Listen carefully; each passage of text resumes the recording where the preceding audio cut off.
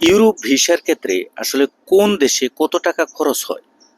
কেউ আছেন সার্বিয়া যাবেন, কেউ আছেন রোমানিয়া যাবেন, কেউ আছে মন্টিনিগ্রো যাবেন, কেউ আছে অন্যান্য যে সমস্ত দেশ আছে, বিশেষ করে সেনজেনভুক্ত দেশ এবং নন সেনজেনের বিভিন্ন দেশ নিয়ে কিন্তু সবারই প্রশ্ন থাকে যে ভাই আমি অমুক দেশে বা আমি এই দেশে বা আমি সেই দেশে, বিভিন্ন দেশগুলা যার যার ব্যক্তিগত পছন্দ অনুযায়ী এক একজন এক এক দেশে কিন্তু আমরা যেতে চাচ্ছি। তো সেই অনুসারে ভাই, যে দেশে আপনি যাচ্ছেন, যে দেশের উদ্দেশ্যে যাচ্ছেন, অনেকেরই প্রশ্ন যে ভাই আমি 5টা এজেন্সির কাছে গেছি, 5টা এজেন্সির কাছে গেলাম, তাদের সাথে কথা বললাম, কথা বলার এক পর্যায়ে আমার সাথে যেই চুক্তিটা তারা করলো, সে চুক্তি অনুযায়ী যেই টাকা পয়সার বিষয়টা তারা বলল, এক এক এজেন্সির কাছে কিন্তু আমি এক এক ধরনের হিসাবটা পেলাম, মানে টাকার অঙ্কটা পেলাম।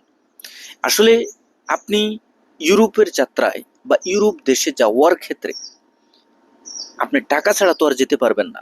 কেউ আপনার জন্য ফ্রিতে কাজ করবে বা আপনাকে ফ্রিতে ইউরোপ নিয়ে যাবে, সেটা হতে পারে আপনার আত্মীয় স্বজন বা রক্তের সম্পর্কের কেউ। কিন্তু বর্তমানে রক্তের কেউ কিন্তু কাউকে ফ্রিতে কাজ করে না।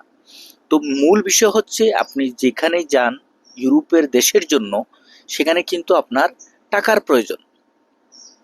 এক এক এজেন্সির কাছে গেলে দেখবেন, নর্থ মেসিডোনিয়া বা আপনি ইউরোপের যে কোনো একটি দেশ, 5টা এজেন্সির কাছে যাবেন, 5টা এজেন্সির ক্ষেত্রে 5 ধরনের নিয়ম রয়েছে, 5 ধরনের ডিমান্ড রয়েছে।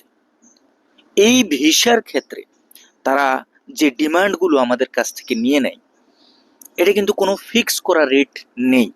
যেমন ধরেন, বিগত 5 বছর আগে, এখন চলতেছে 2025 সালের শেষ পর্যায়ে, আপনি 2000 সালের কথা চিন্তা করেন, করোনার পরবর্তী কোভিড-19 পরবর্তী পর্যায়ে আসলে এই ইউরোপের যেই দেশগুলো আছে, এগুলোতে আসলে কত কত ডিমান্ড ছিল বা কত করে নিত, বর্তমানে এসে কি ধরনের ডিমান্ড এসে দাঁড়িয়েছে।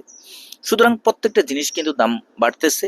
ভিসার ক্ষেত্রেও তারা কিন্তু বিভিন্নভাবে যার থেকে 2 টাকা বেশি নিতে পারে, 2 টাকা ইনকাম করতে পারে।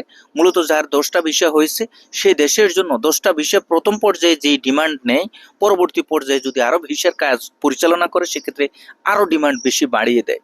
মূলত এই বিষয়গুলো সম্পূর্ণরূপে যার কাছে, যার মাধ্যমে, যার প্রতিষ্ঠান অনুযায়ী পরিচালনা করবেন বা প্রসেসিং করবেন, আপনাকে বিষয়বস্তু সম্পূর্ণ সবকিছু জেনে শুনে আবেদন করতে হবে। ধন্যবাদ।